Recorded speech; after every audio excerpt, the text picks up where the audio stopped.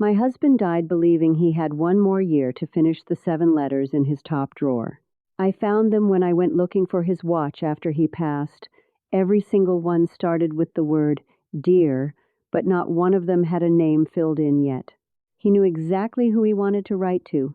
His brother he hadn't spoken to in 6 years, an old army friend, our daughter, before things got complicated between them. He just thought he had more time. Unfortunately, he didn't. It's a funny thing about getting older, honey. We look in the mirror and see the years, but inside, we still feel like we have all the time in the world.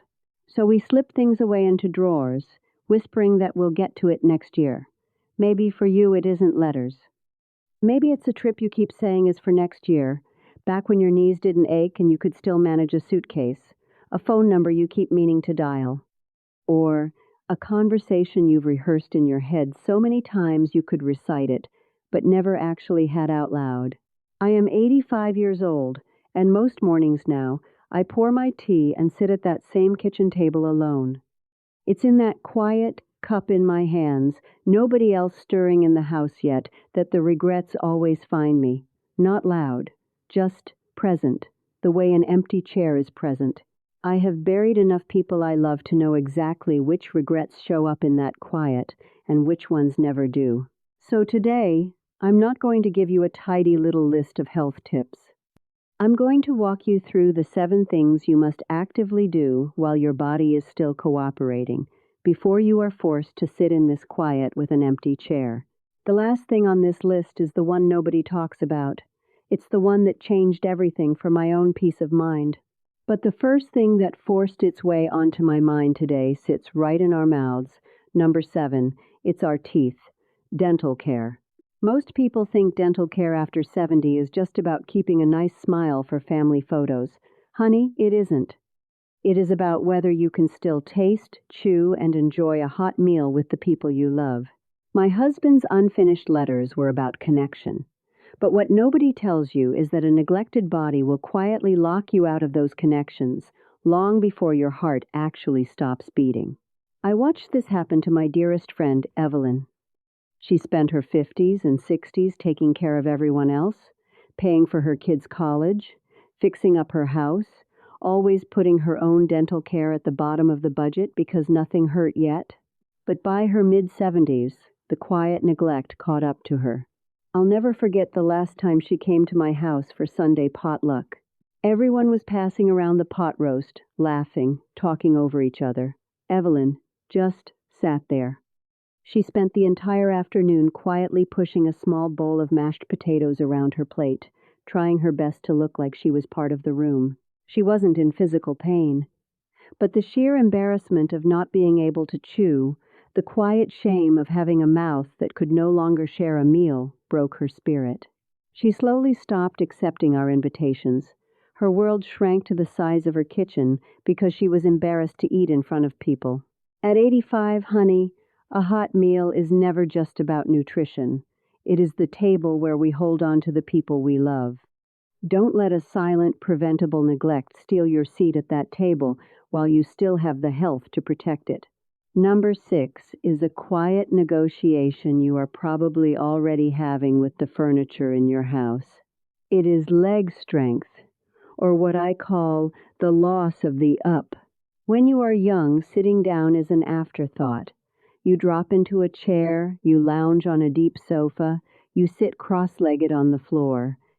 You don't think about gravity because gravity hasn't started paying attention to you yet.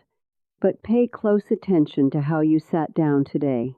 Did you scan the room for a chair with armrests first?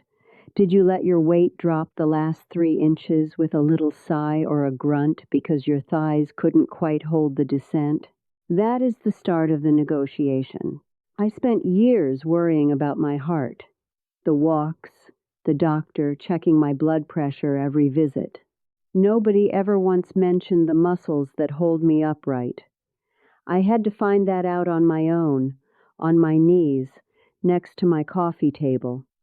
And the day you lose the strength to lift your own weight off a low toilet seat or a deep couch is the day your world shrinks by half.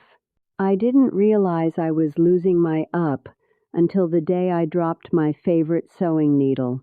It rolled right under the coffee table. 30 years ago, I would have dropped to my knees, grabbed it, and popped back up without a second thought.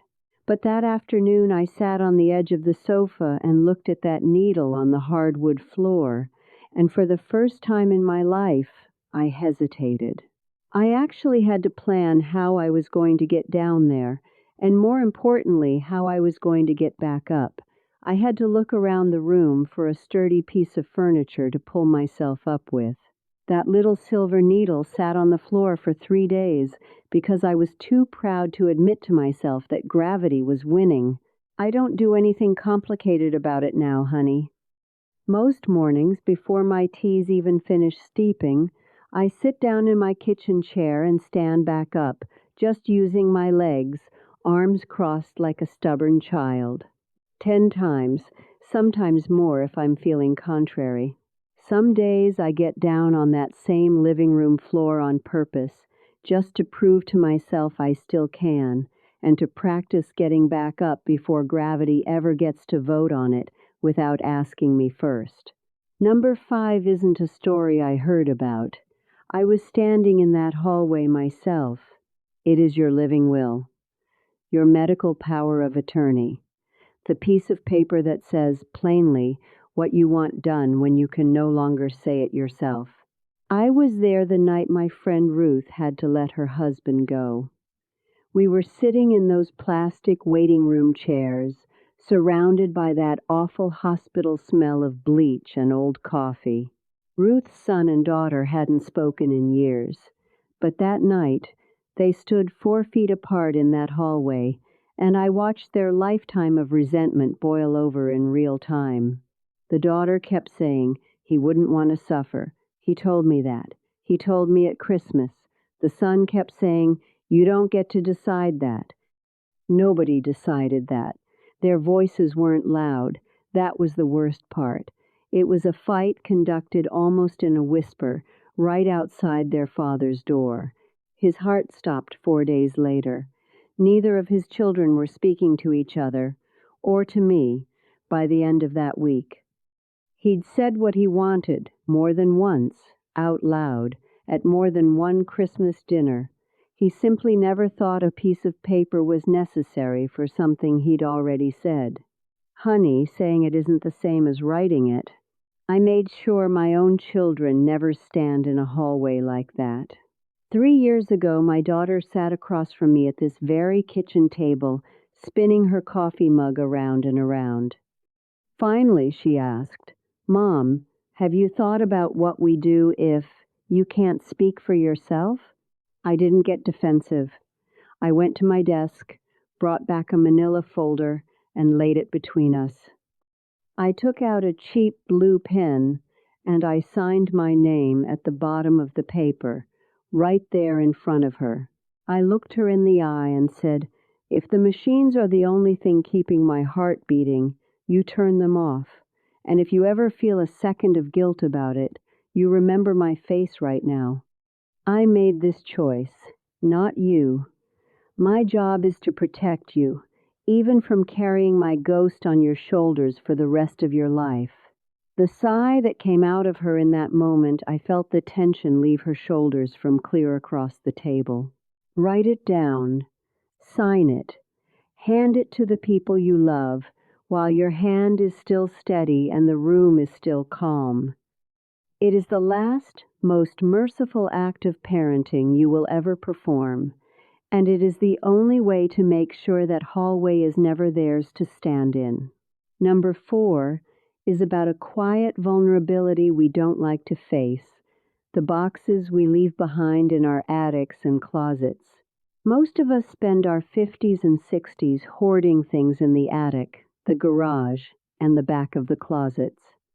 We keep old tax returns from 1985, half-empty cans of dried paint, broken tools, and clothes we haven't fit into since the 90s. We tell ourselves, well, someone might want this someday. They don't. Nobody wants your old tax returns, honey. But there is a much darker side to this that nobody warns you about. When you leave this world with a house full of unorganized boxes, you aren't just leaving a chore. You are leaving your entire private life completely exposed. When my sister passed, her kids spent 3 agonizing weeks clearing out her house. They didn't just throw away old furniture. They had to go through every single drawer, every shoebox, every folded piece of paper in her desk to make sure they weren't throwing away a bank statement or a stock certificate.